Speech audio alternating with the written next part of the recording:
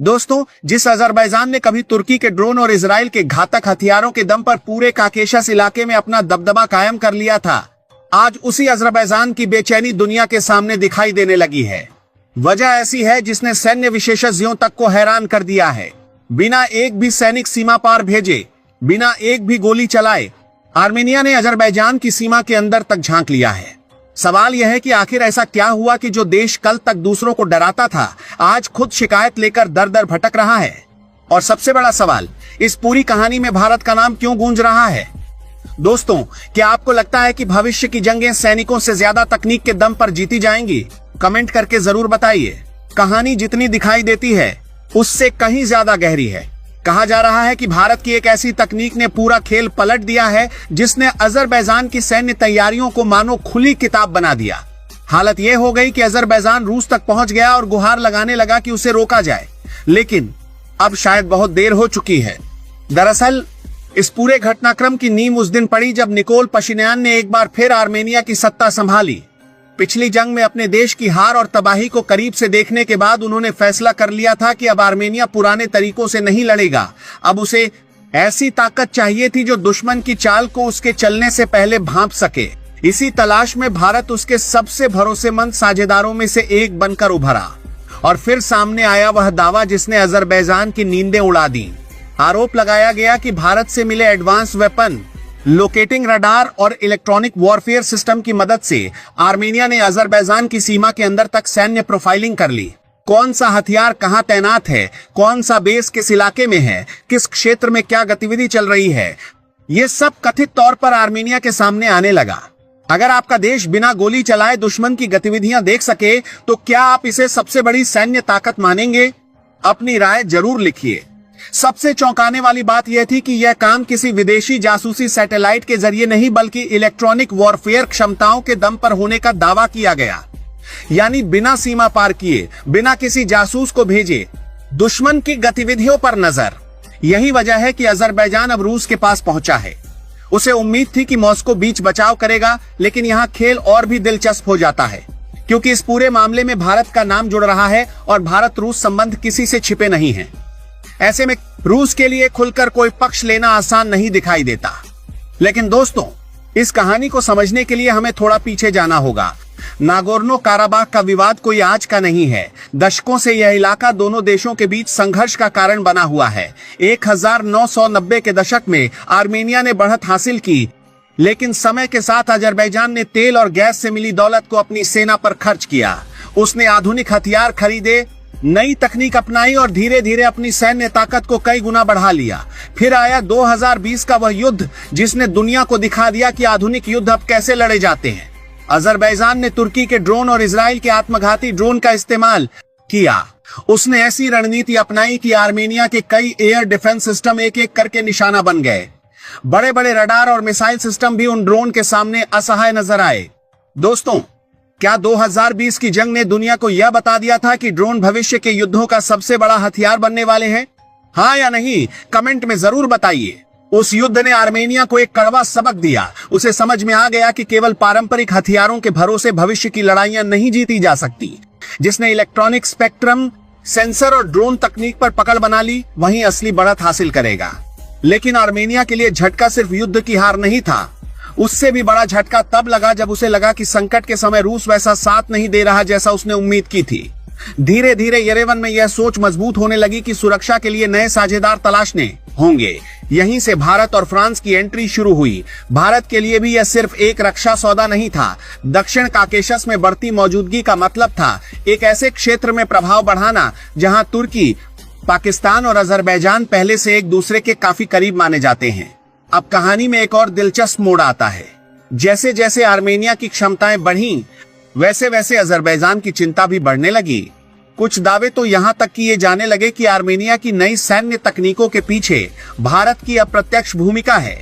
भले ही इन दावों के ठोस प्रमाण सार्वजनिक रूप से सामने न आए हों, लेकिन इतना जरूर है कि भारत का नाम अब इस पूरे क्षेत्र की चर्चा के केंद्र में आ चुका है। भारत द्वारा दिए गए एंटी ड्रोन सिस्टम और अन्य रक्षा तकनीकों को भी इस बदलते समीकरण का महत्वपूर्ण हिस्सा माना जा रहा है।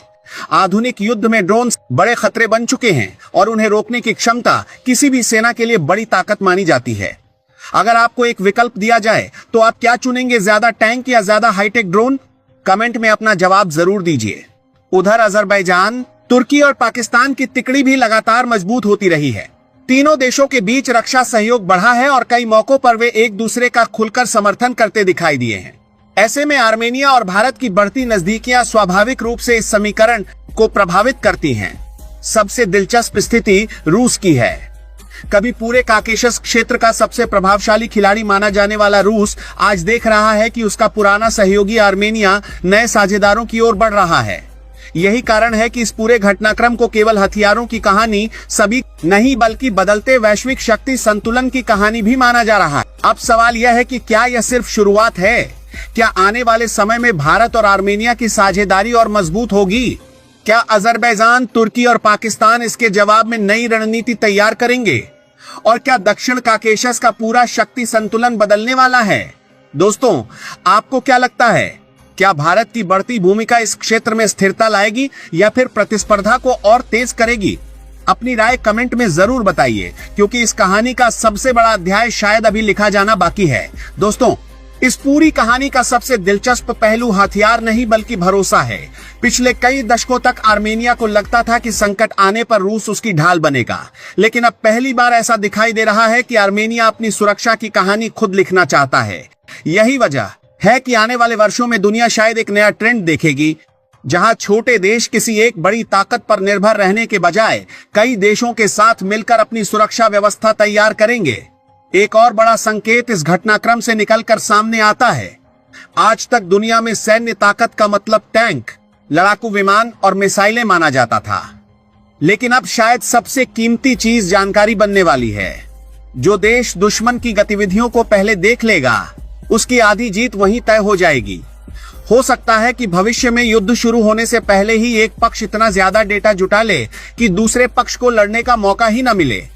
मुझे लगता है कि अजरबैजान की सबसे बड़ी चिंता सिर्फ आर्मेनिया नहीं है।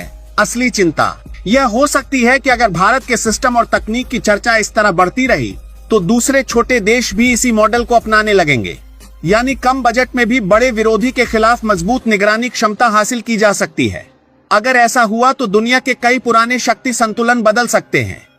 एक और रोचक संभावना यह है कि दक्षिण काकेशस अब सिर्फ क्षेत्रीय संघर्ष का इलाका नहीं रहेगा। आने वाले समय में यह भारत, फ्रांस, तुर्की, रूस और दूसरे देशों के प्रभाव की परीक्षा का मैदान बन सकता है। जो देश यहां ज्यादा भरोसा और ज्यादा तकनीक देगा, वहीं राजनीतिक प्रभाव भी हासिल करेगा। इसलिए यह लड़ाई सिर्फ सीमाओं की नहीं बल्कि प्रभाव की भी है। सबसे दिलचस्प बात यह है कि इस पूरे मामले में भारत ने बिना किसी सैन्य गठबंधन का हिस्सा बने अपनी मौजूदगी दर्ज कराई है। यह एक नया मॉडल हो सकता है, जहां भारत सीधे युद्ध में शामिल हुए बिना तकनीक, हथियार और रणनीतिक सहयोग के जरिए अपना प्रभाव बढ़ाता दिखाई दे। अगर यह मॉडल सफल रहा तो आने वाले वर्षों में एशिया, अफ्रीका और यूरोप के कई छोटे देश भारतीय रक्षा तकनीक में ज्यादा रुचि दिखा सकते हैं। एक और चीज जिस पर बहुत कम लोग ध्यान दे रहे हैं, वह है मनोवैज्ञानिक असर।